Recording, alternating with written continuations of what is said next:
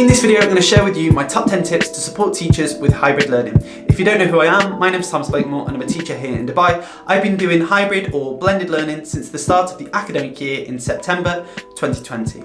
Hybrid or blended learning is essentially where you have some children learning in the classroom and some children learning online.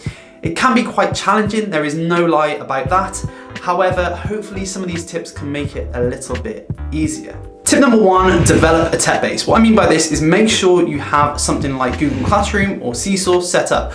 We call this a learning management platform, but what that means is you're able to upload assignments for the children to access at their own pace if they're at home. This is known as an asynchronous model, or with you if they're learning at the same time. We also call that a synchronous model.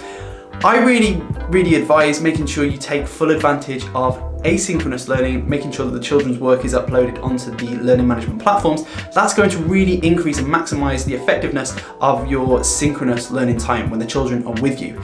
That way the children can access the learning before meeting you and then simply come to you with any misconceptions, any questions, so that you're able to also focus on those children who are in the classroom, give that direct feedback to the children who are at home, and then be able to bounce straight back to the lesson and support the children who might be struggling in class. That tech base and making sure that you understand just a simple few edtech tools, as I've shared previously in this video, is going to be a crucial foundation to be able to support children who are doing hybrid learning.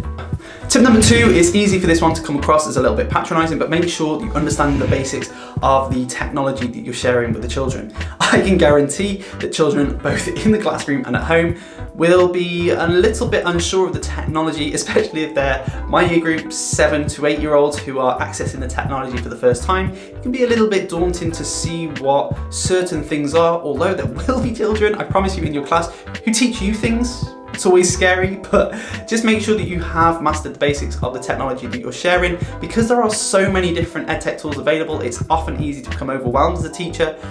So I always advise just sticking to a simple core set of edtech tools that are going to benefit the children's learning. As I said in this video up here, there are some really good ones that you can share with your class.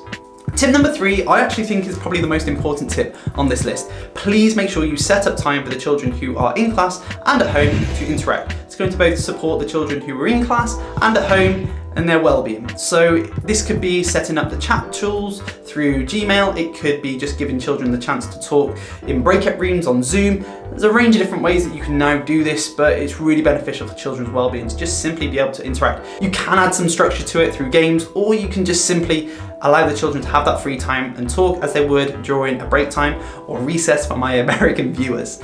Tip number four is to share a plan with the students. It can be quite overwhelming when children see a range of different assignments on their learning management platform. So make sure that you share a plan with the students.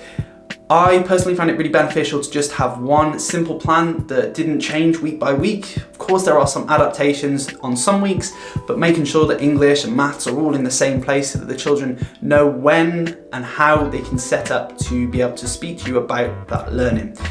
I also find it's really beneficial for parents to be able to see that too, so that they can support the learners, which brings me on to tip number five, which is make sure that the parents are involved in the process if they are supporting the children with hybrid learning. As you can imagine, when you are teaching the class, depending on how many you have in your class, it can be quite overwhelming just teaching the class. So having children online is also difficult too. Make sure that you also integrate the parents into the communication process so that they are able to support the children if they're available. That also maximizes your time with the children when you're doing that synchronous feedback, so that you're able to support with the misconceptions that perhaps the parents might have struggled to address. Tip number six is to maximize the amount that you use collaborative tools such as Padlet and Kahoot. I find that my children absolutely love both of these resources because they're able to see what their peers are doing. I have some children who are hybrid learning at the moment in other areas of the world, way back in other time zones. So it's fantastic to be able to see when I'm here in the desert, other children who might be in South America and their environment. The children absolutely love just being able to see each other, especially when it's a little bit challenging and different at these current times. Tip number seven is perhaps one of the core themes that keeps running through this video. Remember that learning is the goal, not technology. We want children to be using technology as a tool rather than just learning how to use technology. Learning, at the end of the day, with education is the most important thing, so make sure you think about the content first, then the technology second. Yes, technology can support with the learning, but what is most important is that learning process, so make sure you focus on that too. Tip number 8 follows on from the learning, which is then assessment and feedback. Make sure you try and focus on verbal feedback. With Seesaw, for example, you can give verbal feedback, and then with Google Classroom, you can use tools such as Mote to be able to give verbal feedback. I know with my younger children, this is extremely beneficial because the children can hear my voice, add a little bit more detail and how I articulate things to address misconceptions with the children's learning. Verbal feedback is essential practice in both my classroom and online practice, so it's really good to be able to use those tools to support that effectively.